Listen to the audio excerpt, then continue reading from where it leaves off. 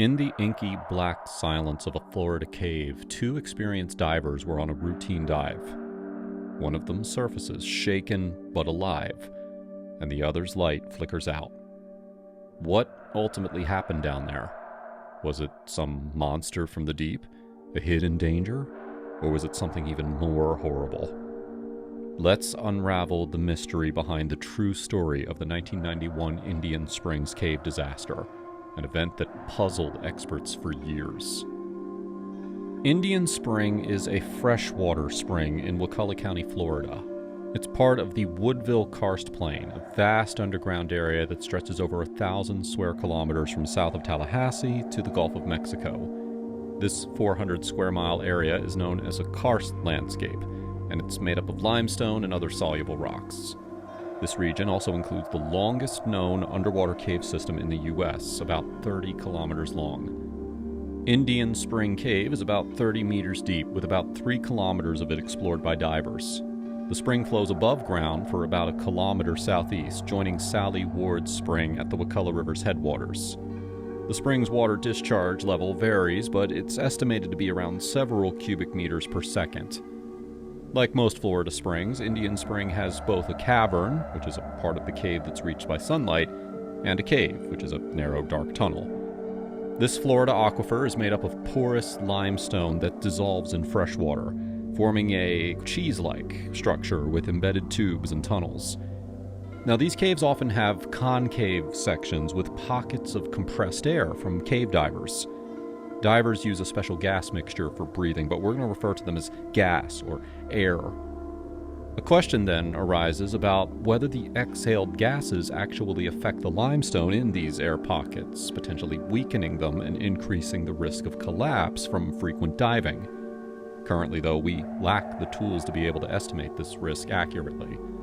Now, strong flows sometimes flush out these air pockets, but then new ones form when the flow slows down. In most caves, the gas in these pockets slowly moves upward through the porous limestone. Despite this, gas pockets are found on most cave dives, indicating that they're usually present. Now, while we're focusing on Indian Springs here, the cave's conditions and structure are not unique. One of the entrances to this large cave system is a simple pond called Indian Springs. Located in Wakulla County, Indian Springs leads into the Indian Springs cave system, which is at least 300 feet deep and is at least 2 miles long. In 1991, the Woodville Karst Plains project planned to dive in November. This team was considered the most organized, sophisticated, and accomplished group of cave divers in the world at that time. They had already set many records for the deepest cave dives and the longest time spent underwater. This dive was meant to be the first in a series of dives to explore new parts of the cave.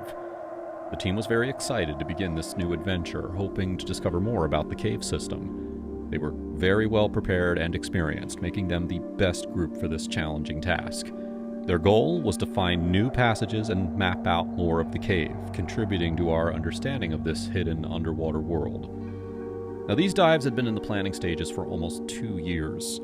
The team had even developed special decompression tables because the area that they were going to explore was extremely deep. Joining the support team was an experienced diver named George Irvine. This was going to be his 77th cave dive and nearly his 1,000th technical dive. But despite his vast experience, George was still somewhat scared of cave diving. Every time that he surfaced and saw sunlight again, he said he felt a huge sense of relief for making it out safely. This dive was going to be his first significant one with the team. The cave system had been closed for months, so this first expedition was also meant to be able to help the team members get back into practice. They needed to shake off the rust and get used to diving in such a challenging environment again. Everyone on the team again was excited, but they were also a little nervous.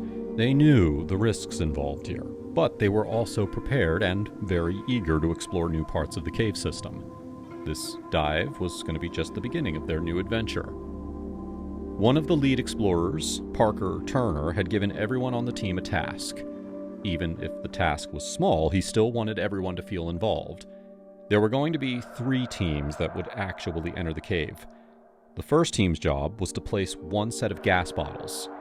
The second team, which included George and another diver, was going to place a second set of gas bottles for the traverse.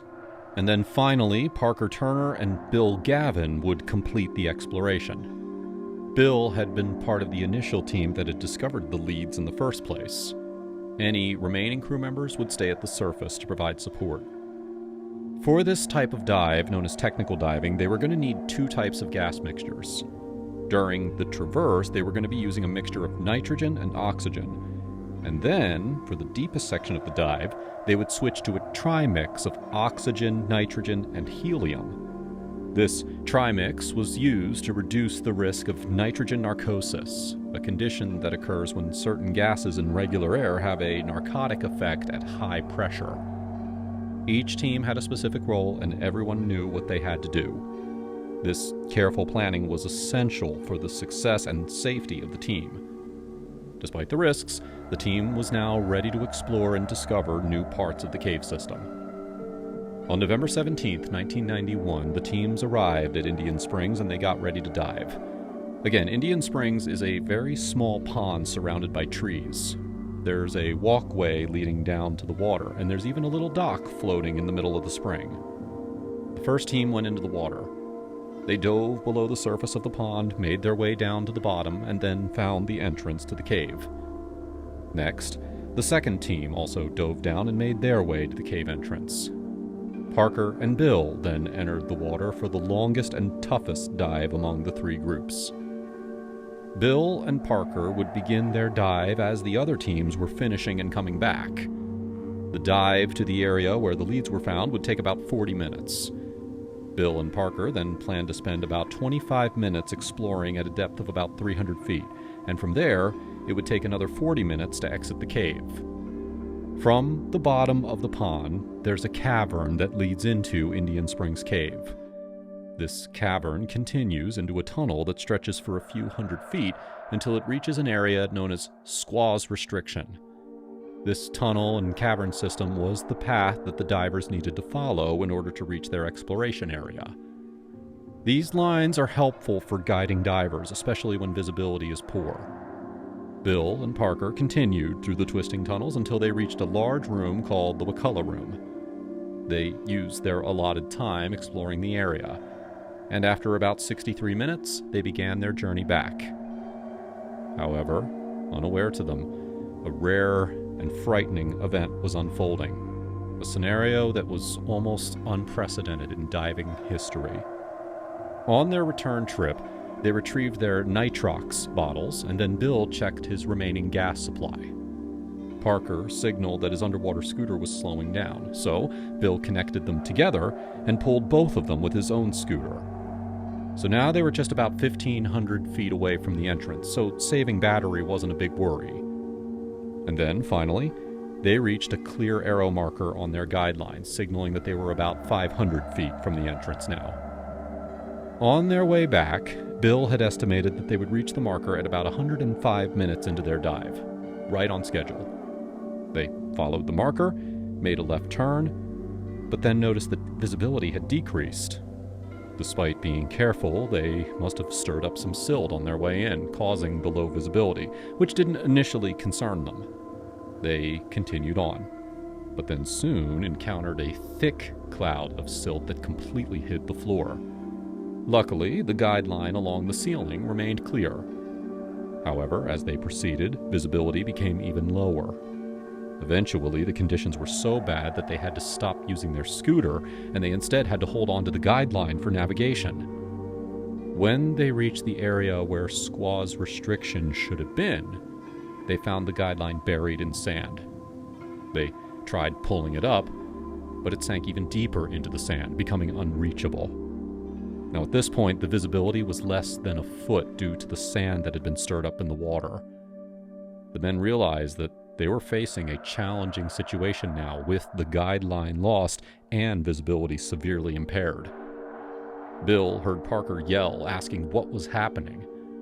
They both moved back and they took off their extra tanks and underwater scooters. Now, those extra tanks were almost empty anyway, so they switched back to the ones on their backs. Whatever was going on, it seemed like it was going to take a while to understand. In that part of the cave where they were, there were 2 ropes that were fixed to guide them. So they first checked the other rope that they weren't using, but that one also led straight into the sand. This didn't make any sense. They had just come through here. Unbeknownst to them, a few minutes earlier, about 5 minutes after George and his diving partner had passed through a narrow part of the cave called Squaw's Restriction, water had rushed in and the cave floor had turned into a swirling sandstorm. George thought that his underwater scooter had accidentally turned on and was hitting things. But it turned out that the divers' bubbles were causing rocks on the ceiling to become unsteady.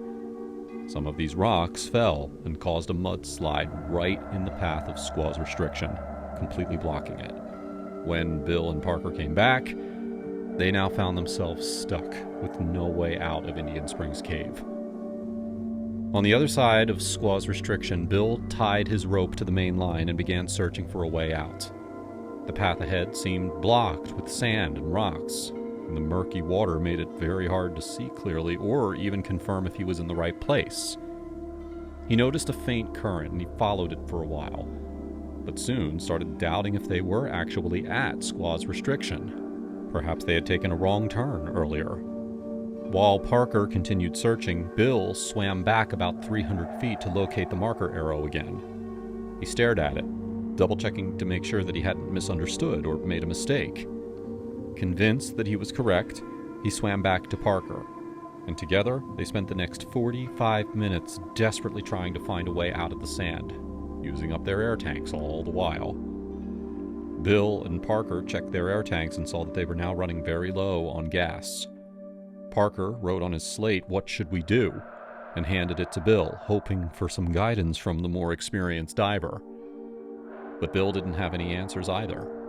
He wrote back, "Wait here, I'll go search," and then tied his rope to the main line to start looking again. Despite his efforts, Bill found nothing and returned quickly. However, by now, Parker was gone when he got back, even though he had only been away for a few minutes. Bill took a breath from his reserve tank to buy some time to think.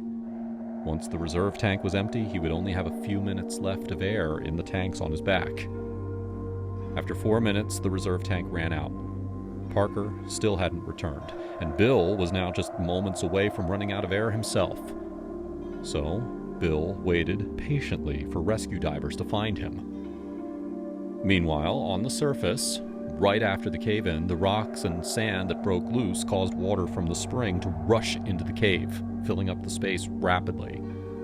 As the water flowed in to occupy the new area, the surface crew noticed the water level dropping by about a foot initially. But then this decrease suddenly halted as Squaw's Restriction became blocked with sand. The rush of water had also pushed all of the sediment to the opposite side of the restriction just before it became sealed off. This sudden change meant that George and the other divers now found themselves in clear water unexpectedly. George was puzzled to find his scooter exactly where he had left it, with no apparent reason for the earlier disturbance. Now, you might think that such a rapid drop in water level would alarm the surface team, but unfortunately it didn't. This kind of event is not uncommon in cave systems and springs. These natural formations often experience fluctuations in water levels due to the ebb and flow of water within them. Sometimes, water exits these systems more swiftly, causing levels to drop suddenly. In fact, there are documented cases where entire lakes have temporarily disappeared, only to reappear later. These natural processes can be both surprising and mysterious, even for experienced divers and scientists alike. After noticing the silt returning, George and his diving partner began feeling increasingly uneasy about this very strange situation. The rest of their team had already surfaced, but they remained about 20 feet below the water's surface. George decided to descend down one more time to quickly investigate. He swam down to about 110 feet deep, and everything appeared normal based on what he could observe. He checked their air tanks, and he confirmed that they were still in good condition. However, from that depth, he couldn't see Squaw's Restriction anymore, which had been completely reshaped by the recent events. After seeing the silt come back, George understood that Squaw's Restriction had now reopened, letting sediment flow through from the other side. Thinking that everything was okay, he and his partner surfaced and got out of the water. However, his partner looked very worried, feeling that something was wrong. He asked George if he had seen Bill or Parker, and George said no, but he mentioned that the air tanks were still in place, so they should be all right. Suddenly, another support diver came up out of the water and was asked if he had seen Bill and Parker. He said that he saw Bill and he thought that he saw Parker waving, but it turned out that he was the one waving. Well, this news worried George's partner a lot, so he decided to dive back down and check things out. A few minutes later, he came back up and he said that he found Parker's tank still attached to the line, but neither Parker nor Bill were there. They both descended again, and now they secured themselves to the line, navigating through the murky water with almost no visibility in that section of the cave. They began their frantic search now, desperately hoping to locate Parker and Bill before it was too late. At some point, George accidentally ran into someone and realized it was Bill. Bill wasn't moving at all, but George could see that he was still breathing. George checked Bill's pressure gauges to make sure that he had enough gas to breathe. But Bill just sat there, not responding or acknowledging George at all. After a while, Bill finally took out his slate and handed it to George. When George read what was written on the slate, he finally understood why Bill was acting so strangely. The slate had a simple message on it. Parker is dead. George felt a shock of fear and sadness when he read those words. He sat there for a moment, staring at the slate, trying to make sense of it. It was hard to believe, and took him a few seconds to understand the full meaning of that message. When he finally snapped back to reality, he realized that Bill was probably in a state of shock. George knew that he had to make sure that Bill had enough air to breathe and to also help him get through the decompression process safely. George tried to talk to Bill and make him understand, but Bill was clearly not responding. He seemed completely out of it and didn't react to anything that George was saying. George couldn't get him to move, and Bill didn't seem to care now if he even had enough gas to stay alive. Eventually, George decided to tie a reel to mark where Bill was sitting and then swam to the surface to inform the others.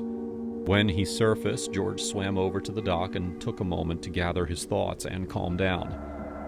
Finally, he turned to the rest of the team, struggling to find the right words now. With a heavy heart and barely able to speak, he said to the others, quote, "Parker is dead." The words felt heavy and hard to say, and George could barely get them out. The team was shocked and didn't know how to react to this sudden and tragic news. George felt a mix of sadness and disbelief as he tried to process what had just happened, and also what they needed to do next. He urgently told the others that someone needed to go down and help Bill because he wasn't moving. George gave them directions to where Bill was and asked them to follow his guide rope. Within moments, another diver geared up, plunged into the water, and swiftly reached Bill. They relocated him to a safer spot where he had to stay for 4 hours to decompress due to the extended time spent at depth. During those hours, they briefed Bill as much as possible about what had happened. He was unaware of the extent of the cave collapse or if anyone else was missing. Fortunately, Bill did not suffer physically from decompression sickness when he finally did surface because they hadn't been as deep as they initially thought during the dive. Meanwhile, George reattached himself to the main guideline and tirelessly searched the cave, hoping to find Parker's body in the silt. After 9 exhaustive sweeps, George ran out of air without finding any sign of his friend. When he emerged from the water, he realized that he had forgotten to decompress properly and experienced mild decompression sickness as a result. When George finally emerged from the water, police and many others were now gathered around the area. Among them were other cave divers who knew the team well, suggesting that Parker might have found an air pocket or something on the cave ceiling. Sadly, George explained that the depth where they ran out of air would have made that impossible. The team told the police that they didn't have enough air left to continue searching that day. They planned to come back the next day after getting more supplies. Two men from the group then went to Parker's house and told his wife the heartbreaking news. The rest of the team returned to the person who owned the compressor in order to refill their air tanks. Bill parked his van outside of the house and then spent the night trying to gather his thoughts. The next morning, Bill got out of his van and joined the group at Indian Springs. He explained his plan to clear the blockage and bring Parker's body out safely. However, the police arrived soon after and informed them that they had already entered the water at 6 a.m. and had recovered Parker's body. Ironically, Parker himself had been the one who had previously taught the local police how to dive and recover bodies. The friends that Parker had made during his teaching sessions, they didn't want to leave him in the water any longer. After reviewing the incident many times, the divers believe that they may have figured out the sequence of events. At the same time that Bill felt the water current, Parker must have noticed it too. Parker, unlike Bill, he discovered where the water was coming from, a small hole in the narrow passage. Running low on air, Parker made a very quick decision. He removed his air tanks and he managed to squeeze through the opening. Using his safety line tied to the main rope, he pulled his tanks along and pushed himself through the hole. But then after getting through the hole, Parker ran out of air and passed out about 30 feet from the decompression tanks. As he lost consciousness, he must have dropped his tanks, which then landed on the line below. And because of his wetsuit's buoyancy, he floated up to the ceiling. By forcing himself through that hole, Parker had widened it further, making it easier for Bill to follow with his tanks just a few minutes later. Parker's tanks landed on the line, marking the hole's location and guiding Bill directly to the decompression tanks. If the tanks hadn't been there, Bill almost certainly wouldn't have made his way out either. Even a minute's delay could have meant drowning for him, too. According to a paper from 2015, this is the only known cave diving death that was caused by natural factors rather than human mistake. The impact of decompressing divers on cave systems is now widely understood because of this incident, although it wasn't very well known at the time. After the events of November 17, 1991, many divers from that team stopped cave diving altogether. George and Bill took an extended break, with George nearly quitting diving altogether. Over time, though, they gradually returned to diving. At one point, George invited Bill to Mexico for some cave diving. In a documentary about the Woodville Karst Plains project, Bill later said, quote, "Not a day goes by that I don't think about Parker." The Indian Springs cave disaster may never fully reveal all of its secrets, but Parker Turner's memory lives on, a constant reminder of the dangers and wonders hidden beneath the surface. Cave diving continues to push the boundaries of exploration, but with a renewed focus on safety, thanks in part to the now aptly called bubble theory that scientifically explained this tragedy. And as for us, that's all we have for you today. If you enjoyed this dive into the past, well then do us a favor. Please be sure to hit that like button and also to make sure to subscribe for more thrilling cave diving stories and adventures. And also don't forget to hit that notification bell so that you never miss a new upload. And finally, if you are a certified cave diver yourself, well then leave a comment down below and share your thoughts on the Indian Springs mystery and the importance of safety in the underwater world.